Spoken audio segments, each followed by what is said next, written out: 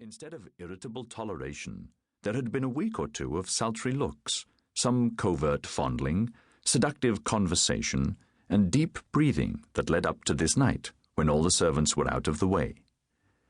Gerald was off chasing fellow sodomites so he could scratch his particular form of Willoughby itch.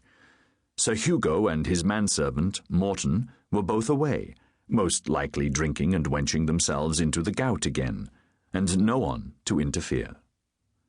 Alan had pinched a silk condom from Sir Hugo's travelling kit. Half-sister or not, he was only fairly sure of her latest amours, and had finally succumbed eagerly.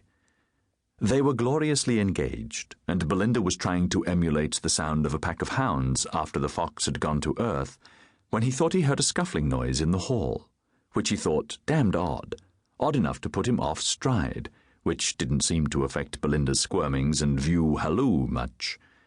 He knew servants never came upstairs after dinner, not if they knew what was good for them, and everyone else would be away till dawn at the earliest. Then he heard the door latch snap open. "Suffering Christ," he breathed, his passion cooling precipitously. "Belinda, leave off, quick!" She grappled him even tighter to her, yelping aloud now, her transports of joy turning into full-fledged yells, which he took for dumb lust. "Not now, you silly Mort, someone's here." "Merciful Father in heaven!" a voice quavered as the bed curtains parted with a jerk, spilling candlelight on the scene. Alan gulped at the sight of their parish vicar. Now what's the Amen Curler doing here? God, is he up next with her? Belinda pitched into a screaming frenzy as Alan disengaged and crawled away from the scene of the crime. Then he saw the others. His brother Gerald, grinning wickedly. His father's catchfart, Morton, who had a pistol in his fist. His father, even redder in the face than his usual brandy-induced hue, exercising his thick fingers on a walking stick. God help him, even their family solicitor Pilchard was there, bringing up the rear and trying to peek over their shoulders for a better view of Belinda's charms, as she screeched her way up a full octave. "Your own sister," the vicar appropriately shuddered. "You godless animal."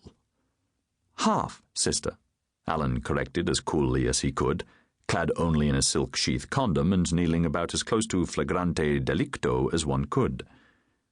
"He raped me! Help!" Belinda screamed. "I'll see you hang for this," Sir Hugo said, advancing with the walking stick swishing the air. "Rape hell!" Alan shouted in defence, thinking it a poor one even as he said it. "The jade was the one invited me." "Lying hound!" Sir Hugo took a swing at Alan's head that barely missed the vicar, and, if Alan had not gone flat on his back, would have half beheaded him. "I'll kill you for this, you little bastard." Alan did the sensible thing at this point.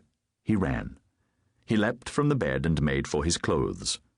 Morton came for him, but he was a well-fed slow coach, and Alan had retrieved his breeches and was well on his way to freedom past Morton's outstretched arms, when Sir Hugo's cane came down like a thunderbolt from on high and struck him on the shoulder, which caused him to draw his length on the parquet.